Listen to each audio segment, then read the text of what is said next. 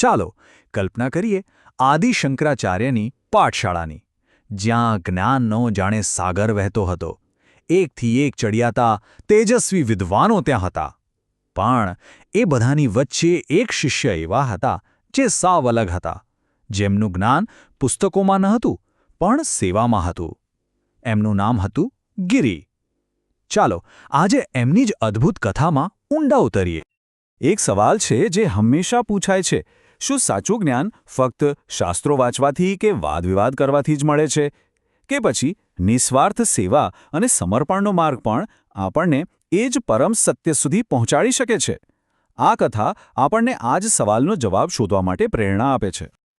તો આપણી આ વાર્તાના કેન્દ્રમાં છે ગિરિ, એક એવા શિષ્ય જેમની ઓળખ કોઈ શાસ્ત્રાર્થથી નહોતી, પણ ગુરુ પ્રત્યેની અતૂટ સેવા અને શ્રદ્ધાથી હતી. તમે જુઓ, એ આશ્રમમાં જાણે બે અલગ અલગ દુનિયા વસતી હતી. એક તરફ હતા પદ્મપાદ અને સુરેશ્વર જેવા દિગ્ગજ વિદ્વાનો, જેઓ આખો દિવસ શાસ્ત્રોના ઊંડા જ્ઞાનમાં ડૂબેલા રહેતા. અને પછી બીજી તરફ હતા ગિરિ, જેમનો ધર્મ, જેમની સાધના બસ એક જ હતી: ગુરુની સેવા. જ્યારે બીજા શિષ્યો જ્ઞાનની મોટી મોટી ચર્ચાઓમાં વ્યસ્ત રહેતા, ત્યારે ગિરિ એકદમ શાંતિથી પોતાના ગુરુની સેવામાં લાગેલા રહેતા. ગુરુજીના વસ્ત્રો ધોવા, આશ્રમ સાફ કરવો, એમની દરેક નાની મોટી જરૂરિયાતનું ધ્યાન રાખવું, બસ એ જ એમની સાચી સાધના હતી. હવે એમની આ સાદગી અને સેવાભાવને કારણે કેટલાક સાથી શિષ્યો એમને બહુ ગંભીરતાથી નહોતા લેતા.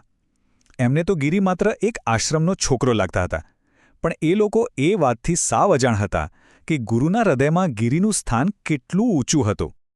અને હવે વાર્તા એક એવા વળાંક પર આવે છે જ્યાં શિષ્યોના અભિમાનની ટક્કર ગુરુની અપાર ધીરજ અને કરુણા સાથે થાય છે. આ એક એવો પ્રસંગ છે જે બધું જ બદલી નાખવાનો હતો. એક સવારની વાત છે. બધા શિષ્યો જ્ઞાન મેળવવા માટે એકદમ ઉત્સુક થઈને બેઠા હતા. પણ આદિ શંકરાચાર્ય ઉપદેશ શરૂ જ ન કર્યો. કેમ? કારણ કે એમના પ્રિય શિષ્ય ગિરિ હજુ આવ્યા નહોતા. એ તો નદી કિનારે ગુરુજીના વસ્ત્રો ધોઈ રહ્યા હતા. આટલી બધી રાહ જોઈને પદ્મપાદ જેવા તેજસ્વી શિષ્યથી રહેવાયો નહીં. એમના મનમાં વિચાર આવ્યો: આની રાહ જોવી?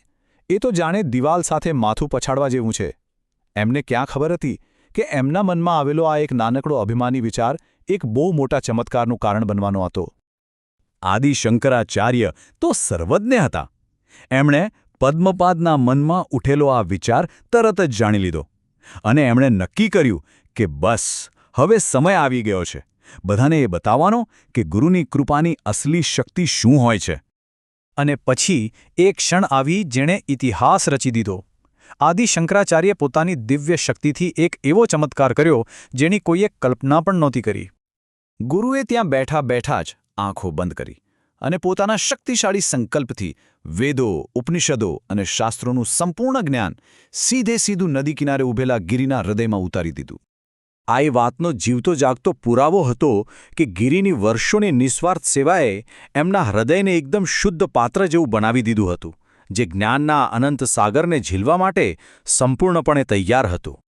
હવે જ્યારે ગિરિ આશ્રમ પાછા ફર્યા, ત્યારે એ પહેલાવાળા ગિરિ નહોતા.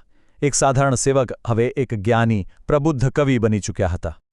જેવા ગિરિના પગલાં આશ્રમમાં પડ્યા, બધા શિષ્યો તો એમને જોતા જ રહી ગયા, સ્તબ્ધ.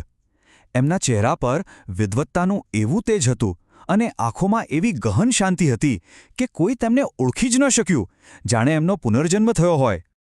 અને હવે જે થયું એ તો એનાથી પણ વધારે આશ્ચર્યજનક હતું. ગિરિના મુખમાંથી જે કવિતા વહેવા લાગી એ તોટક છંદમાં હતી. હા, એક એટલો જટિલ અને કઠિન સંસ્કૃત છંદ છે કે મોટા મોટા વિદ્વાનો પણ એમાં રચના કરતા પહેલા 100 વાર વિચારે છે. ગિરિ સીધા પોતાના ગુરુના ચરણોમાં પહોંચ્યા અને એમના મુખમાંથી જ જ્ઞાન અને ભક્તિની ગંગા વહેવા લાગી. એમણે ત્યાં જ સ્વયંભૂ રીતે તોટકાષ્ટકમ નામના દિવ્ય સ્તોત્રની રચના કરી, જેનો દરેક શબ્દ ગુરુની પ્રશંસાથી છલકાતો હતો. તો આ ચમત્કારિક ઘટનાનું પરિણામ શું આવ્યું અને આખી વાતમાંથી આપણને શું શીખવા મળે છે? ચાલો હવે આ વાર્તાના સારને સમજીએ. જે શિષ્યો ગિરિને કંઈ સમજતા નહોતા, એમની આંખો તો પહોળી જ રહી ગઈ. એ બધા સ્તબ્ધ હતા અને શરમથી એમનું માથું ઝૂકી ગયું હતું. એમને એ દિવસે સમજાયું કે સાચું જ્ઞાન પુસ્તકોમાં નથી, એ તો ગુરુની કૃપાથી જન્મે છે અને એ કૃપાને પામવા માટે ગિરિ જેવી નિસ્વાર્થ ભક્તિ જોઈએ. બસ તે દિવસથી આદિ શંકરાચાર્યે ગિરિને એક નવું નામ આપ્યું, તોટકાચાર્ય, જેનો અર્થ થાય છે તોટક છંદના આચાર્ય. આ નામ એમની ભક્તિ અને ગુરુકૃપાનું હંમેશા માટે પ્રતીક બની ગયું. અને વાત અહીં જ ના અટકી. તોટકાચાર્યને આદિશંકરાચાર્યના 4 મુખ્ય શિષ્યોમાં સ્થાન મળ્યું અને એટલું જ નહીં, તેમને ઉત્તરમાં આવેલા જ્યોતિર્મઠના પ્રમુખ બનાવવામાં આવ્યા. જુઓ તો ખરા, એક નમ્ર સેવક હવે એક મહાન આધ્યાત્મિક નેતા બની ચૂક્યા હતા. તો આ કથાનું હાર્દ શું છે? એ આપણને શીખવે છે કે સાચું જ્ઞાન બુદ્ધિની રમત નથી, એ તો કૃપાની ભેટ છે. એ શીખવે છે કે નમ્રતા અને નિસ્વાર્થ સેવા એક એવું ચુંબક છે જે ગુરુની કૃપાને ખેંચીને જ રહે છે. ગુરુનો પ્રેમ તમારી બુદ્ધિ નથી જોતો, તમારો ભાવ જુએ છે. અને સૌથી મોટી વાત, ભક્તિમાં એટલી તાકાત છે કે તે સાવ સામાન્ય દેખાતી વ્યક્તિને પણ અસાધારણ બનાવી શકે છે. આ કથા સાંભળવા બદલ આપનો ખૂબ ખૂબ આભાર.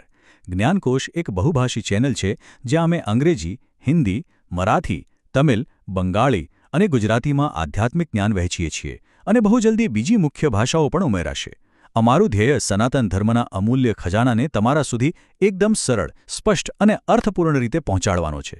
અમારી ચેનલ પર તમને શ્રીમદ ભાગવતમ, ભગવદ્ ગીતા, મહાભારત, લલિતા સહસ્ત્રનામમ, દૈવાથિનકુરલ, આદિ શંકરાચાર્યનો દિવ્ય અવતાર, બંગાળના સંતો અને મહારાષ્ટ્રના સંતો જેવા વિષયો પર દરરોજ વિડીયોઝ મળશે, અને એ પણ અનેક ભાષાઓમાં. જો તમને અમારું કામ મૂલ્યવાન લાગતું હોય તો જ્ઞાનકોશને જરૂર સબસ્ક્રાઇબ કરજો, જેથી અમારા રોજિંદા વિડીયોઝની માહિતી તમને મળતી રહે. આ દિવ્ય જ્ઞાનને તમારા પરિવાર, મિત્રો અને સમુદાય સાથે લાઇક, શેર અને ફેલાવવાનું ભૂલશો નહીં. ચાલો આપણે સૌ સાથે મળીને સનાતન ધર્મનો પ્રકાશ ફેલાવતા રહીએ.